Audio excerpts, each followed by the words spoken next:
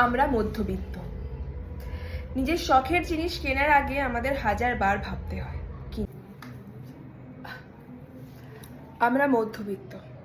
নিজের শখগুলো পূরণ করার আগে দায়িত্ব চলে আসে সামনে, আর এই দায়িত্ব পূরণ করতে করতে আমাদের ইচ্ছেগুলো, আমাদের শখগুলো চাপা পড়ে যায়। আমরা মধ্যবিত্ত, তাই কিছু বন্ধুদের গ্রুপে আমাদেরকে লো ফিল করানো হয়। তাদের জামা কাপড়, বেশভূষা, খাওয়া দাওয়ার সবকিছু হাইফাই, আর আমরা তো তাদের ধারের কাছেও নই।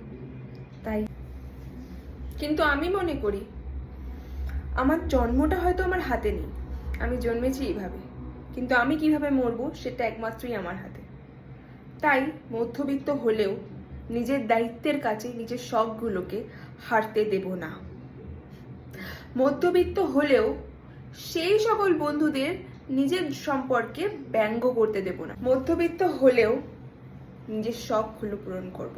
এখন নয়, হয়তো সেটা 5 বছর পর কিংবা 10 বছর পর, একদিন নিশ্চয়ই হবে। তার জন্য চেষ্টা করে যাব। ওই মধ্যবিত্ত বলে হাত পা গুটিয়ে বসে থাকলে তো কিছুই হওয়ার নয়। Think like this.